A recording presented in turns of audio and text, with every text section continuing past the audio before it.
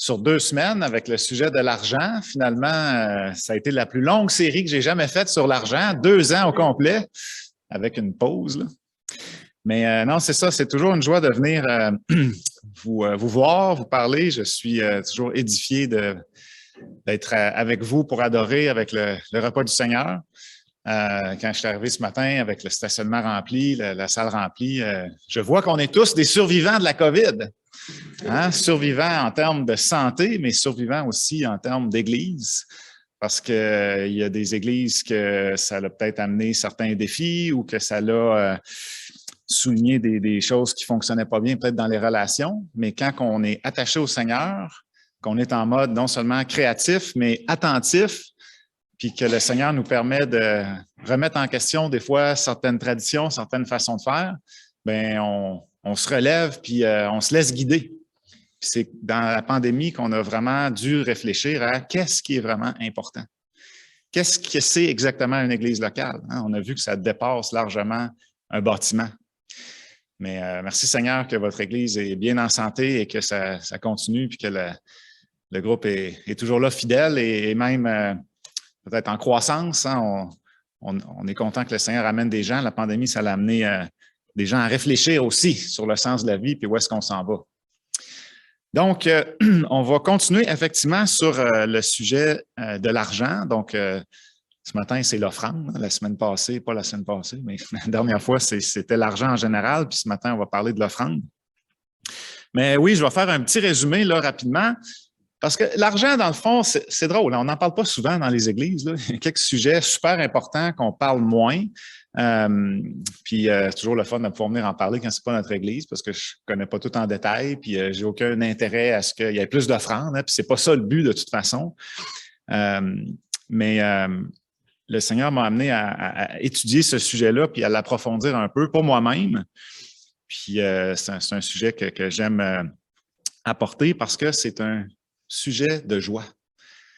Ce matin, c'est pas mon objectif de vous mettre aucune pression. Hein, il y a des églises qui font ça. Faut donner plus, ça n'a pas de bon sens. Regardez là, comment que les besoins sont grands.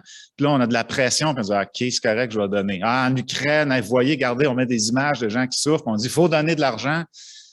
Le Seigneur, il ne fonctionne pas comme ça. Le Seigneur, il fonctionne avec des principes où est-ce qu'on est amené à avoir le goût. Avoir le goût d'imiter le Seigneur, puis avoir le goût de participer, parce que l'argent, ça peut devenir un sujet de joie pour nous. Ce n'est pas un fardeau. C'est un sujet qui occupe nos pensées. Il y en a qui estiment qu'on pense à l'argent à peu près 50 de notre temps réveillé, que ce soit travailler, économiser, dépenser, gérer, ça occupe nos pensées. Puis ce qu'on a vu, c'est que l'argent, c'est pas quelque chose qui est bon, c'est pas quelque chose qui est mauvais non plus. Moralement, l'argent, c'est quelque chose de neutre. Ce qu'on en fait peut être bon ou peut être mauvais. L'argent, c'est un peu comme un baromètre de notre état, un baromètre de notre spiritualité ou de nos valeurs. Quelqu'un qui est croche, avec beaucoup d'argent, il va être beaucoup croche.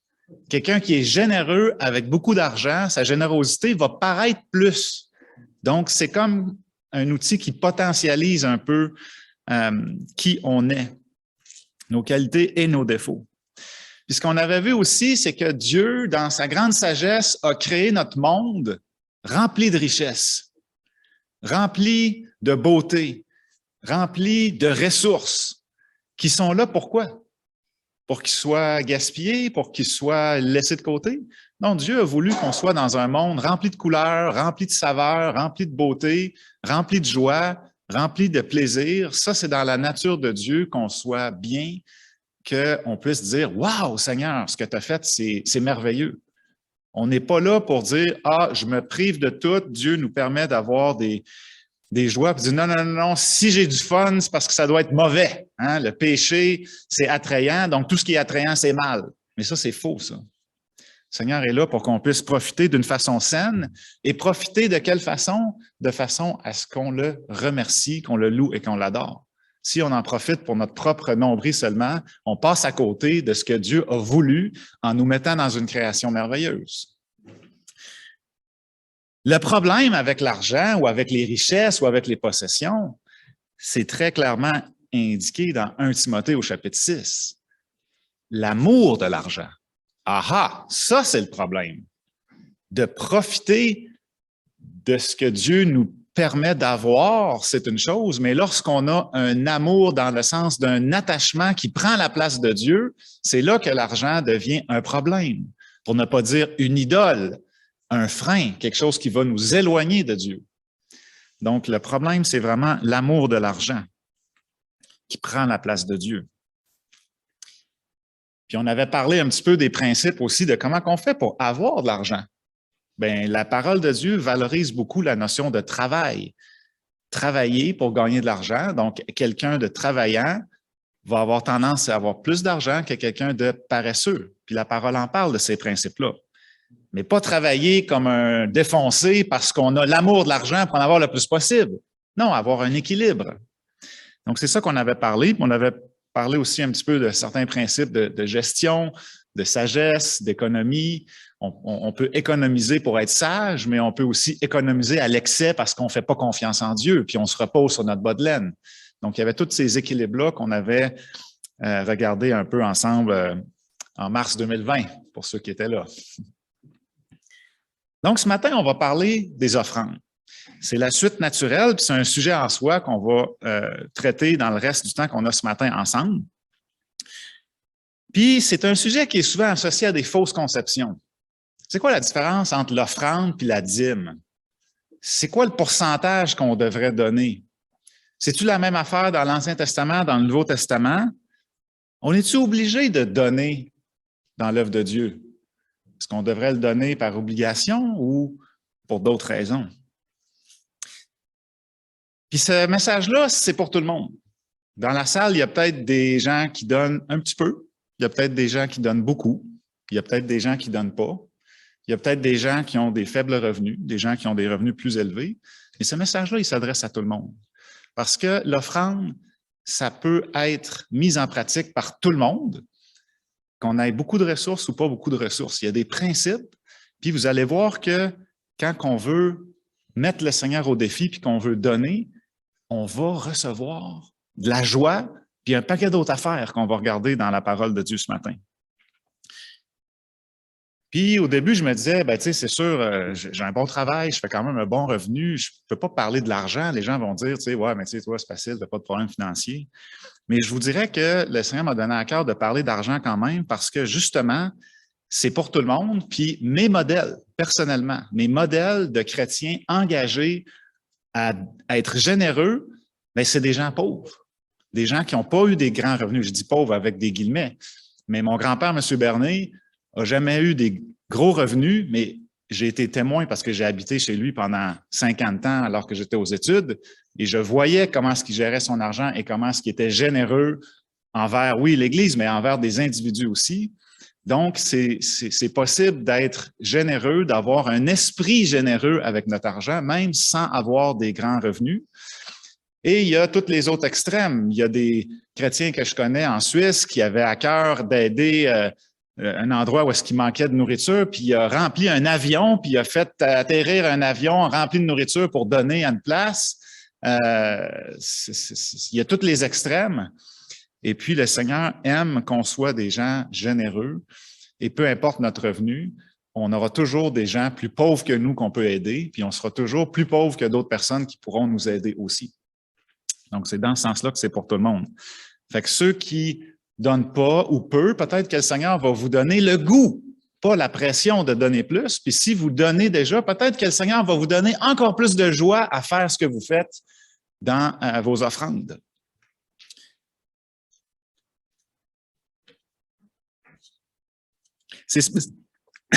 C'est spécial parce que c'est un commandement, mais comme optionnel. Il y a une notion de libre choix dans l'offrande. C'est pas comme tu ne tueras point, je te suggère de ne pas tuer trop souvent. Non, il y a des choses claires que le Seigneur nous demande, puis c'est un ordre, c'est un commandement. L'offrande, le Seigneur nous laisse libre. Ça a un volet vraiment particulier comme commandement. Donc, on va parler premièrement pour comprendre l'Ancien Testament, parce qu'il y a beaucoup de fausses conceptions qui nous viennent d'une mauvaise compréhension de l'Ancien Testament. Donc, comment c'était les dîmes et les offrandes dans l'Ancien Testament? On va regarder les principes de l'offrande dans le Nouveau Testament. Puis après ça, on va regarder les bonnes raisons qui devraient nous pousser à être des donateurs généreux. Fait qu'on commence dans l'Ancien Testament. Bon. Est-ce qu'on devrait donner, mais combien est-ce qu'on devrait donner à l'Église ou au Seigneur? Y a-t-il un pourcentage, là? On entend souvent 10 %. Il faut donner 10 %. Bon, OK. Est-ce que c'est vrai pour nous aujourd'hui? Ça vient de où, 10 %? On va regarder ça. Parce que vous allez voir que non, la Bible n'enseigne pas qu'on doit donner 10 % à l'Église. Désolé de péter la bulle, peut-être de certains, je ne sais pas, mais on va voir pourquoi. Donc, il y a avant Moïse, puis il y a après Moïse. Hein? Il y a la loi, puis il y a avant. Fait qu'on va commencer par avant la loi de Moïse.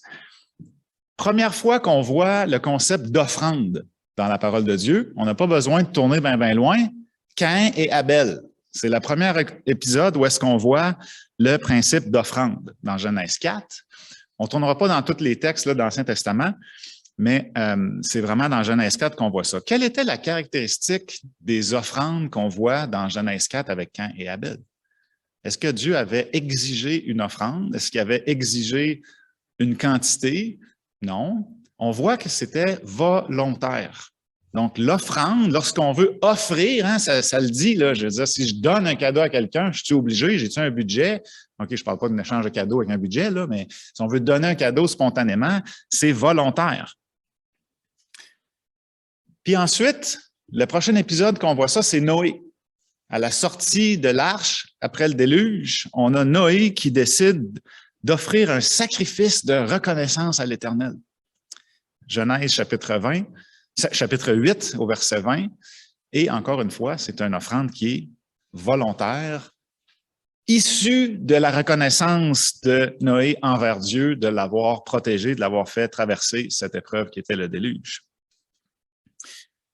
Puis un peu plus loin, on voit Abraham dans le début de son récit qui bâtit un autel à l'Éternel au chapitre 12. Donc, c'est au tout début des récits d'Abraham, qui s'appelle Abraham à cette époque-là. Il bâtit un autel à l'Éternel qui lui était apparu. Donc, l'Éternel apparaît à Abraham pour la première fois. Qu'est-ce qu'il a comme réflexe? Bâtit un autel et offre une offrande volontaire à Dieu. C'est après tout ça qu'on va voir pour la première fois apparaître le mot « dîme ». Le mot « dîme », je ne sais pas s'il y a des mathématiciens dans la salle, mais c'est un terme technique qui veut dire 10 %. C'est un terme mathématique, la dîme, ou une dîme. Comme la dîme, comme si c'était un concept là, qu'il fallait qu'on pouvait quasiment apprendre. Là.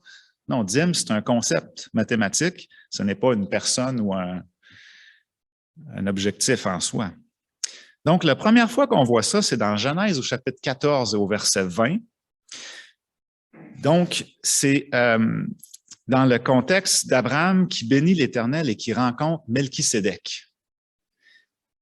Abraham va rencontrer Melchisédek et qui était sacrificateur du Dieu très haut. Et Abraham va décider de lui donner la dîme. OK? Ça veut dire qu'il lui a donné 10 %. Est-ce que Melchisédek lui a fait une facture de dire « il faut que tu me payes, c'est ça que ça coûte ». C'est ici une dîme, 10 %, qui était encore une fois volontaire. Très intéressant. Dans les coutumes païennes de ce temps-là, c'est une notion qui avait commencé d'émerger, de donner une dîme, donc un 10 %. Et Abraham va lui donner quoi? Le 10 % de tous ses avoirs. Il va lui donner en fait 10 % du butin de guerre qu'il a obtenu.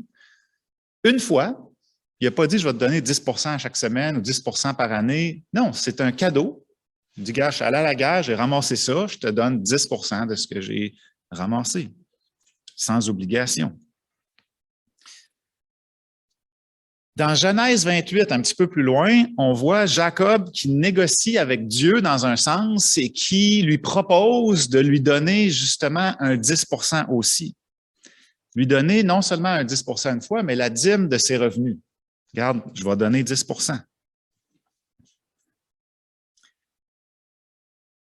Donc, on voit que jusqu'à maintenant, offrande, dîme, il y a une notion similaire, volontaire, issue d'un cœur qui souhaite le faire, offrande non spécifique, dîme associée à un chiffre de 10 %. Quand est-ce qu'on est obligé de donner? Ça arrive-tu qu'on est obligé de donner? La première fois qu'on voit ça, c'est encore une fois dans la Genèse, le livre des commencements. Si vous allez au chapitre 41, on voit le contexte donc de la famine avec Joseph qui est l'intendant d'Égypte et qui apprend par ses rêves qu'il y aura 7 années d'abondance suivies de 7 années de disette. Donc, il va dire aux Égyptiens, on va commencer, ça existait peut-être déjà avant, mais ce que tout le monde aime, on va commencer le concept de l'impôt. OK? Le gouvernement qui dit, tout ce que vous ramassez, là, j'en veux un bout parce qu'on va avoir besoin de le partager. Est-ce que c'est mal intentionné? Mais non, c'est pour protéger la population. Donc, pour la première fois, dans Genèse 41, on voit ça au verset 34, c'est même répété au chapitre 47, verset 24, où est-ce que Joseph va dire aux Égyptiens, la dîme, non, non, non, non, 20 20 des revenus, vous me donnez ça, c'est une loi, les Égyptiens devaient donner 20 parce que ça allait servir à remplir les greniers pour éventuellement être utilisé lors de la famine. Et c'est un principe qui s'est poursuivi, c'est pour ça que c'est répété dans Genèse 47. C'était Dieu qui avait dit à Joseph de faire ça. Hein, Joseph était plugué avec son Dieu, puis il a voulu être sage pour les années de famine grâce à la révélation et faire cette histoire d'impôt. Maintenant, on arrive à Moïse. Là, on est sous la loi. Il y a des règles, il y a un fonctionnement, il y a un gouvernement qui est instauré. La société est beaucoup plus structurée avec Moïse. Et là, on était dans un système politique qui est enviable. Est-ce que c'est la démocratie le meilleur système politique? Non. Le meilleur système politique, c'est la théocratie, où est-ce qu'on n'a pas un dictateur, mais on a Dieu bienveillant qui est en charge de tout. Ça, c'est l'idéal. On ne peut pas avoir ça aujourd'hui parce qu'il n'y a aucun homme qui est assez bon pour être à la tête sans devenir corrompu. Mais ce n'est pas ni le socialisme, ni la démocratie, ou peu importe le système politique, c'est vraiment la théocratie. Et là, Dieu a eu la sagesse mettre sur pied les 12 tribus, dont une tribu, les Lévites, qui, eux, avaient leurs besoins remplis par le reste des tribus. Donc, c'était un principe, encore une fois, d'impôt pour que les gens puissent donner une partie qui soit redistribuée, entre autres, aux Lévites. Les Lévites, ils étaient en charge un peu des sacrifices, mais aussi de la gestion. C'est un peu comme les ministres qu'on élit aujourd'hui pour s'occuper de la gestion des affaires publiques. Donc, les Lévites avaient un peu ce rôle-là, peut-être pas des politiciens, j'aime pas le mot, mais qui sont payés à même les autres tribus qui, eux, travaillent pour que ce soit une structure organisée. Donc, les 11 tribus devaient payer la dîme pour subvenir aux besoins des Lévites. On voit ça dans Lévitique 27 puis dans Nombre 18. Donc, les Juifs devaient payer combien de pourcents? 10 la dîme pour les Lévites. Mais savez-vous quoi? Il n'y avait pas juste une dîme, il y en avait plusieurs. Hein? C'est quoi cette affaire-là? Il y avait une deuxième dîme que les Israélites devaient payer pour les fêtes, les festivals religieux. C'est un peu comme un grand potluck qu'ils faisaient, puis c'était important d'avoir tous ces événements-là pour souligner leur histoire.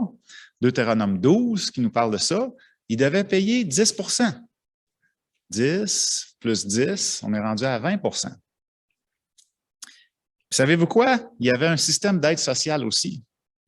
La troisième dîme, pour l'étranger, la veuve et l'orphelin, la seule différence, c'est que cette dîme-là, elle devait être payée une année sur 3.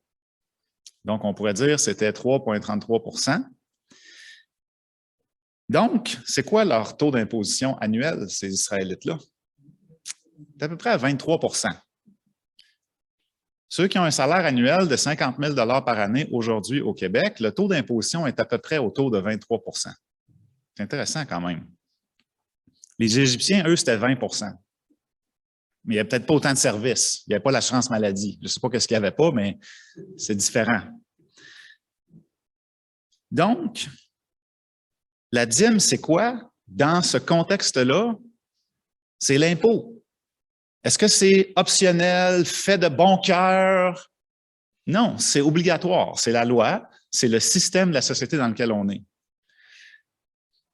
Mais le Seigneur va dire qu'on doit payer l'impôt, puis si on ne paye pas l'impôt, on vole Dieu parce que c'est Dieu qui a mis les autorités en place pour nous.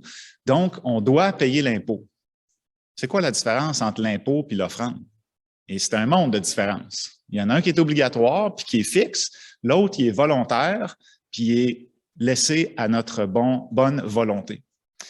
Donc, c'est très intéressant de voir ça, comment c'était dans l'Ancien Testament. Mais là, vous allez dire, ouais, mais nous, on paye non seulement 23 % d'impôts, mais il y a la TPS, il y a la TVQ, puis il y a la taxe scolaire, puis il y a la taxe municipale. Les Israélites avaient exactement la même affaire. Ils devaient mettre leur terre en jachère 1 année sur 7. Ils ne devaient pas récolter le coin des champs pour le laisser aux pauvres. Il y avait la taxe du temple. Il y avait un paquet de taxes, d'impôts et de façons à subvenir aux besoins des pauvres et des gens qui étaient là. Donc, c'est assez curieux de voir que ça ressemble beaucoup à ce qu'on fait, nous, aujourd'hui. Mais ça nous aide à comprendre que l'impôt, c'est un principe qui est biblique.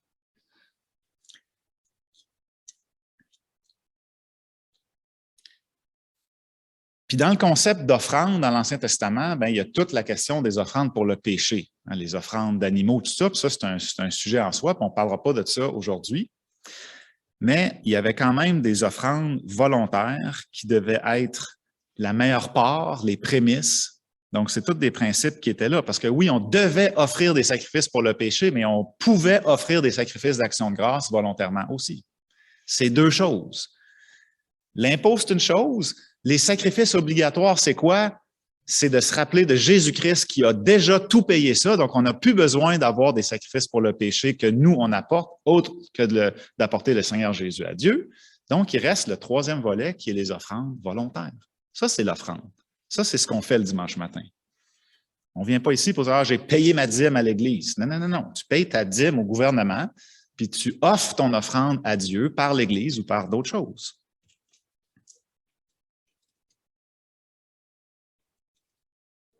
Puis on voit ça dans l'Ancien Testament aussi, entre autres, quand ils ont voulu construire le temple, puis ils ont demandé des offrandes volontaires pour construire le temple, hein, dans Exode 35-36. Puis qu'est-ce qui est arrivé? Ils en ont eu trop. Les gens ont voulu contribuer, puis ils en ont eu trop. Ça, c'est, merci Seigneur, c'est l'abondance. L'abondance, quoi? De cœur reconnaissant et généreux. Donc, lorsqu'on parle d'offrande volontaire, c'est une offrande qui n'est pas pour payer, qui n'est pas pour subvenir à des besoins, c'est qu'on donne ça pour le Seigneur. On donne ça à Dieu. Puis le Seigneur Jésus, sur la terre, il va dire, rendez à César ce qui est à César, puis rendez à Dieu ce qui est à Dieu. On pourrait dire, faites vos dîmes d'impôts au gouvernement, puis offrez à Dieu ce qui est juste de lui offrir.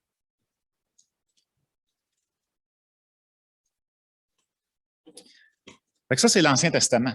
Fait que vous comprenez d'où ça vient le concept que, ah ben oui, il faut payer notre dîme. Oui, il y a des choses qu'on comprend d'où ça vient, mais ce n'est pas tout à fait ça. La dîme, ça ne s'applique pas à nous aujourd'hui, outre le fait qu'on doit aujourd'hui payer l'impôt. Donc oui, est-ce qu'on a encore des dons obligatoires? Oui, on doit payer l'impôt. Hein, c'est des textes qu'on a regardés par rapport aux règles sanitaires, puis le passeport vaccinal, tous les concepts de les autorités sont placées par Dieu pour notre bien, pour notre protection. Donc, c'est pour ça qu'on doit obéir au gouvernement. Oui, en réfléchissant, il nous demande-tu d'aller trop loin, c'est-tu contraire à la parole? Il faut réfléchir à ces choses-là. On ne peut pas juste acheter tout ce que le gouvernement dit sans réfléchir, mais on peut quand même se soumettre et certainement payer nos impôts avec le plus de joie possible, mais surtout avec une attitude d'obéissance. Vous n'êtes pas obligé d'avoir de la joie à payer votre impôt, mais vous devez avoir du respect et de l'obéissance. L'offrande, c'est d'autres choses. C'est là que la joie rentre. Donc, pourquoi est-ce qu'on devrait donner aujourd'hui? C'est quoi les principes de l'offrande volontaire? Bien, le premier principe, c'est qu'on veut être comme le Seigneur Jésus. On veut donner parce que le Seigneur Jésus s'est donné lui-même. Dans 2 Corinthiens, Vous pouvez tourner, parce que 2 Corinthiens 8 et 9, c'est comme le texte principal qui parle de l'offrande. Mais au verset 9, c'est un chapitre qui parle de l'offrande pour Jérusalem, mais il va mettre au verset 9 du chapitre 8, non pas l'exemple matériel financier du Seigneur Jésus, mais son exemple comme personne, l'œuvre qu'il a faite. Car vous connaissez la grâce de notre Seigneur Jésus-Christ qui, pour vous, s'est fait pauvre de riche qu'il était, afin que par sa pauvreté, vous soyez enrichis. Il ne parle pas de la richesse matérielle du Seigneur Jésus puis de la pauvreté matérielle du Seigneur Jésus. Il parle du fait qu'il était un roi au ciel à la droite de Dieu puis qu'il s'est dépouillé en prenant une forme humaine. Mais nous, c'est dans le monde matériel qu'on peut imiter ça, qu'on peut devenir comme Christ en étant quelqu'un de généreux qui accepte de se dépouiller et qui veut exprimer ce concept-là que le Seigneur Jésus se dépouille. C'est un geste d'adoration de se départir de nos biens. Puis la première chose qu'on veut donner, c'est notre propre personne. On veut se donner nous-mêmes. Et la conversion amène un changement dans notre attachement à l'argent. Quand on regarde ce qui s'est passé au début du ministère du Seigneur Jésus, dans Luc 3, on voit Jean-Baptiste qui baptise, puis qu'est-ce qu'il va dire aux publicains qui viennent, puis aux soldats qui viennent pour se convertir, puis qui s'engageaient envers le Seigneur? C'est drôle, il va leur parler d'argent, tout de suite. Il va dire aux collecteurs d'impôts, « Contentez-vous de votre salaire. Arrêtez d'en demander plus, là, faire semblant que le taux d'imposition est plus haut. Contentez-vous de demander la juste part. » Puis il va dire aux soldats la même affaire, « Contentez-vous de votre solde. Acceptez votre salaire. Faites pas d'extorsion pour aller en chercher plus par votre statut ou par la force. Contentez-vous de votre salaire. » Il va dire ça. C'est le premier fruit de la repentance de devenir quelqu'un qui n'est pas avide, qui n'est pas rempli d'amour de l'argent. Puis les nouveaux chrétiens, dans Acte 2, ils faisaient quoi? Ils étaient prêts de tout vendre pour pouvoir aider les chrétiens de Jérusalem qui n'avaient plus rien, puis d'être généreux envers eux. Ce ne sont que des exemples.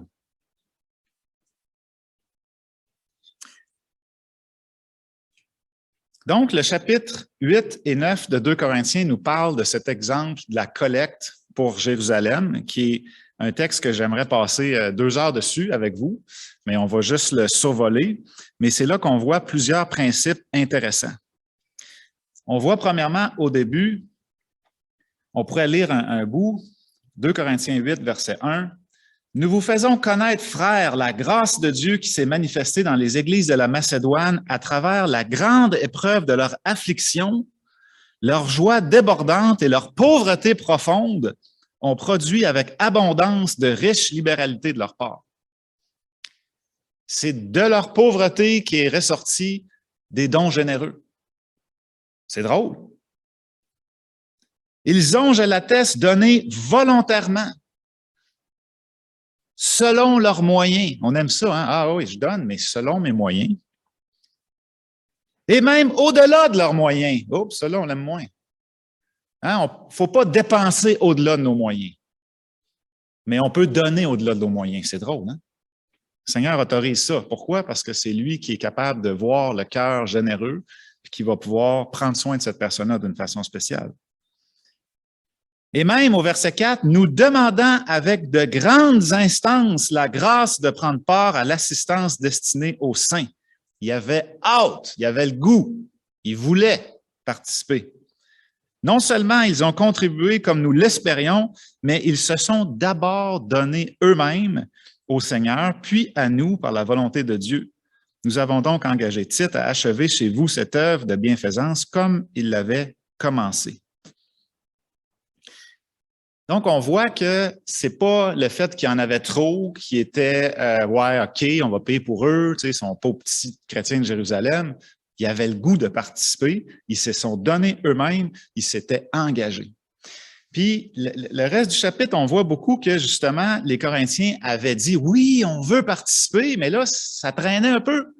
Ils s'étaient engagés, il y avait une notion d'engagement, puis Paul va les ramener à l'ordre, puis il va dire, Vous vous êtes engagé, continuez, accomplissez non pas l'œuvre de l'offrande parce que vous êtes obligé, mais parce que c'est volontairement que vous avez dit oui, mais ne redevenez pas paresseux. Respectez votre engagement. Puis c'est un peu la même chose qu'on peut avoir, nous, comme principe. Dans l'offrande, on n'a pas d'exigence d'un pourcentage. Mais ce que je vous encourage, c'est de déterminer un pourcentage, de déterminer un montant, une façon que vous voulez donner, et faites-le avec joie, fidèlement. Et si vous avez des difficultés, bien dites, non, Seigneur, je me suis engagé envers toi pour une période, pour 3 mois, pour une année, pour 5 ans. Mais c'est vraiment ce que Paul encourage de faire, d'être généreux, de participer avec joie, volontairement, pour le Seigneur. Et il y a vraiment un don qui est proportionnel, mais un don qui coûte quelque chose. Hein? On ne donne pas un pourboire à Dieu pour dire « Ah, je l'ai fait, là, j'ai donné, j'ai mis mon 2 piastres. » là. On donne quelque chose qui est un sacrifice. C'est ça que le Seigneur honore.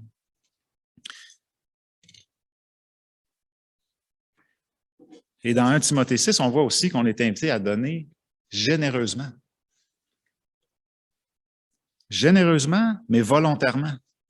Mais si on s'engage, par exemple, on respecte notre engagement puis on avance. Puis après ça, le reste du texte, il parle aussi d'un concept d'équilibre. Hein? Vous avez des surplus, vous allez pouvoir les apporter, ça va répondre à un besoin. Puis un jour, c'est vous qui allez avoir un besoin, puis les surplus des autres vont subvenir à vos besoins, puis c'est une roue qui tourne. C'est une roue qui tourne de sorte qu'on est unis ensemble. C'est pas du communisme, qu'on met tout en commun, puis tout ça, mais il y a une notion qu'on a nos choses en commun, mais une notion qu'on a nos propres choses aussi. Puis ça, c'est dur à comprendre. Est-ce que mon argent vous appartient et vice-versa? Dans un sens, oui, dans un sens, non. Puis le meilleur exemple que j'ai trouvé, c'est la chambre de mes enfants. La chambre de mes enfants chez nous, c'est-tu leur chambre ou c'est ma chambre? C'est ma maison. C'est moi qui en ai le propriétaire, c'est moi qui en ai l'administration, c'est moi qui paye le loyer, mais je la laisse à mon enfant parce que je veux que ce soit sa chambre, qu'il en prenne soin, puis qu'il l'utilise, puis qu'il décide s'il veut la prêter à son ami ou à son frère ou sa sœur. Donc, c'est un peu la même chose. Il ne faut pas oublier que c'est Dieu qui possède la maison, mais notre chambre, on peut la gérer puis l'utiliser. C'est pas de dire je peux bien venir ici parce que c'est à Dieu puis je suis un enfant de Dieu, fait que je peux venir dans ta chambre. Non, non, c'est pas ça. Là. Vous pouvez pas prendre mes affaires parce qu'on met nos choses en commun, mais en même temps, oui, c'est tout au Seigneur. Donc, c'est une belle façon de voir notre argent par rapport à Dieu, par rapport aux autres frères et sœurs.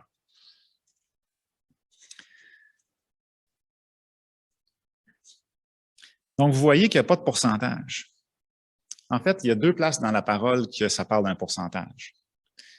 La veuve qui a donné dans le tronc, elle a donné combien de pourcentage?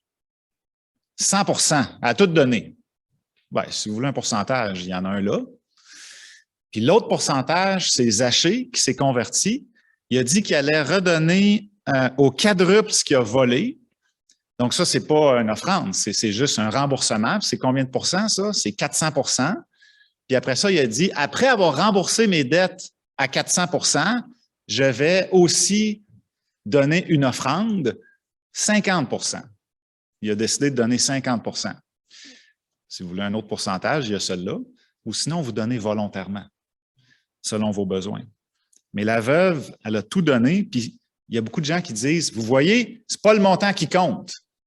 Mais le Seigneur, il n'a pas parlé du montant, il a parlé du pourcentage. Il a dit, regardez. Il n'a pas dit, regardez, c'est pas le montant qui compte. Il a dit, regardez, elle a tout donné. Le Seigneur, il était assis, puis il regardait le monde donner. Je me demande s'il fait ça encore aujourd'hui. Peut-être, c'est ses affaires.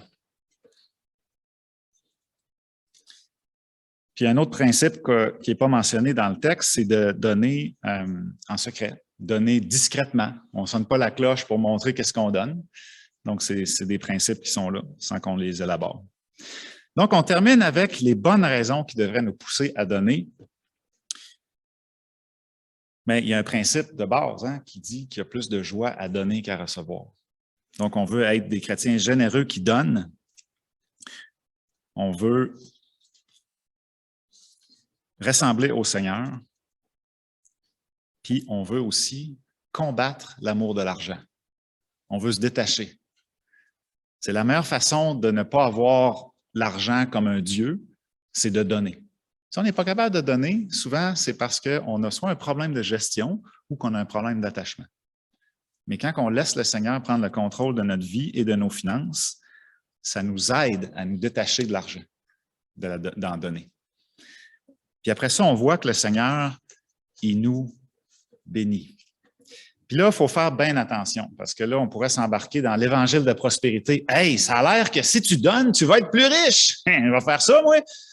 Je suis d'affaires. » Mais le Seigneur, ce qu'il nous dit, c'est que quand on donne, il va vouloir nous redonner pour qu'on puisse abonder en bonnes œuvres. S'il trouve quelqu'un qui est un canal de bénédiction, qui est un généreux donateur, le texte nous dit dans le chapitre 9 qu'il va fournir la semence au semeur. Il va amener le semeur à être rempli de semences. Pourquoi? Pour entretenir son nombril? Non, pour continuer à semer puis à ce que la roue puisse continuer à tourner. Puis ça apporte de la joie. Ça apporte de la joie, puis il y a plein de textes dans les proverbes, puis je ne peux pas les lire toutes, là, le temps est avancé, mais le Seigneur associe des bénédictions matérielles aussi lorsqu'on est généreux. Ça dit que celui qui est généreux va remplir ses greniers. On va être dans l'abondance, parce que si on veut tout garder pour nous, bien, le Seigneur va dire, tu veux t'arranger avec ton argent, tu veux gérer tes affaires, bien, c'est correct, gère-les, moi je m'en occupe plus. Mais quand on dit, Seigneur, c'est toi qui gères, je suis capable de m'en départir parce que c'est toi qui fais l'input puis l'output aussi, là, bien, le Seigneur, il va honorer ça. Puis, il rend selon les œuvres. Donc, on ne peut pas donner pour les mauvais motifs de s'enrichir, ça ne peut pas marcher parce que le Seigneur, il voit notre cœur. Le Seigneur, il va entretenir, puis il va continuer de vous amener à être un canal de bénédiction. Puis, la fin du passage est incroyable parce que, justement, ça nous parle de quel genre de bénédiction que ça apporte aussi au-delà du matériel. Lorsqu'on est un donateur, puis vous lirez le texte là, plus en détail si vous voulez avoir la version complète, mais quand on donne, on suscite chez nos frères et sœurs des actions de grâce. On peut adorer le Seigneur nous-mêmes, mais lorsqu'on donne, on suscite des actions de grâce. Là, j'entends que vous participez aussi à cette collecte pour l'Ukraine, puis on a bien spécifié dans notre assemblée, là, on ne donne pas ça à l'Ukraine pour construire les bâtiments, hein, on donne ça pour les chrétiens en Ukraine, pour les frères et sœurs en Christ qui sont réfugiés en Pologne, en Roumanie. MSC Canada, c'est de ça qu'ils s'occupent, des missionnaires qui sont dans les pays voisins. Et les chrétiens là-bas, ils vont dire « Merci Seigneur de pourvoir à nos besoins ». Et de susciter des enfants de Dieu que je ne connais même pas.